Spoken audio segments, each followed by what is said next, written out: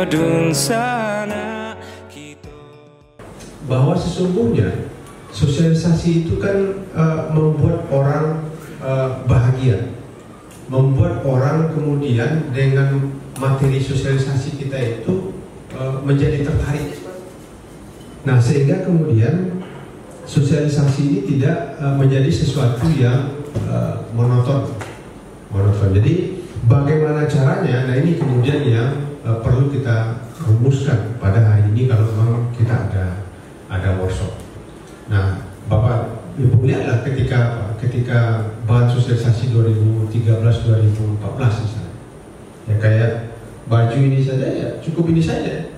Nah, Bapak Ibu yang saya hormati, sosialisasi tidak hanya di KPU menurut saya, tapi di instansi manapun itu selalu sosialisasi itu tidak begitu diperhatikan, menjadi anak tiri dia. Saya almarhum Husni Kamilmani itu pernah manggil saya 2013 itu ketika saya divisi farmasi, dia bilang sama dia, sosialisasi ini penting. Ada 3 hal yang mesti teman-teman KPU siapkan. Satu itu adalah dokumentasi. Kedua itu kemampuan menulis, ya, membuat deskripsi dari sebuah kegiatan itu. Yang ketiga itu adalah fotografer atau bikin video atau mengolah foto. Itu penting secara teknis.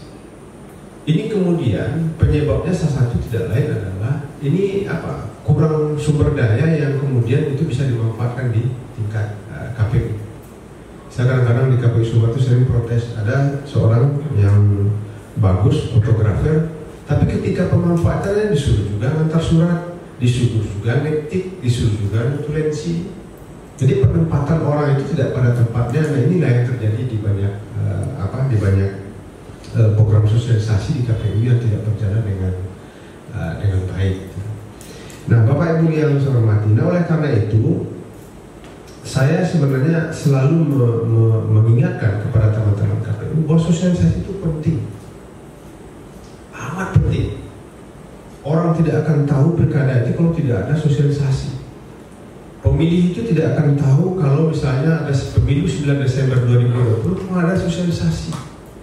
Ini kan hal-hal yang dalam kehidupan sehari-hari kita memang ini bisa kita lakukan sebenarnya. Tapi kemudian kenapa ini menjadi anak tiri? Mengapa ini disampaikan? Padahal di PKPU sosialisasi kita itu bahwa di setiap tahapan itu kan ada sosialisasi.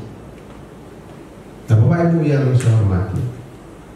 Nah, kemudian poin yang selanjutnya menjadi amat penting misalnya ketika kita pemutakhiran data pemilih. Ada 2 sosialisasi yang bisa dilakukan oleh KPU secara masif dan itu bertemu dengan pemilih. Nah, pertanyaan saya, teman-teman PPK atau bersama teman-teman KPU, PPS sudah melakukan itu belum? Ketika pemutakhiran data pemilih, teman-teman PPDP kita bekali nggak dengan apa? Dengan materi sosialisasi. Paling tidak dia tahu pemilu tanggal 9 Desember, dia tahu bahwa besok itu masih mencoblos. Besok itu kita pemilu di tengah COVID ini pakai masker, jaga jarak, pakai sarung tangan misalnya kan. Kita lakukan tidak? Nah, ini kan sederhana saja. Dan itu kan langsung ke pemilih itu, bertemu langsung. Jadi kemudian jangan dimaknai PDP itu sebenarnya bawa AKWK, minta KTP dan KK orang, cocokkan nama, tempel AA1, AA2 KWK, tinggalkan AA1 KWK di rumah, kemudian pergi. Sebenarnya tidak, substansinya dia mesti melakukan dialog agak paling lama ya 5 menit. Nah, tentu teman-teman KPU, PPK, PPS berbekali PDP kita dengan materi-materi sosialisasi.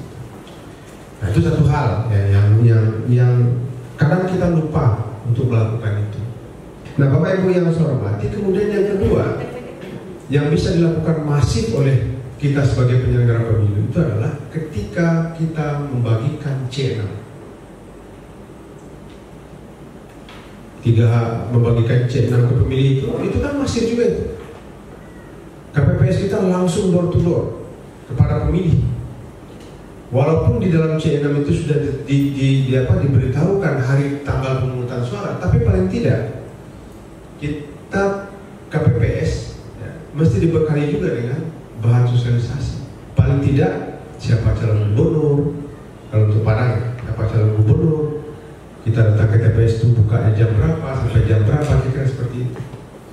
Nah, ini dua hal yang kemudian ini bisa masih kita lakukan. Oke lah, untuk pemutakhiran data pemilih mungkin kita belum maksimal, tapi paling tidak untuk nanti untuk 9 Desember ini coba kita maksimalkan lagi proses-proses ini.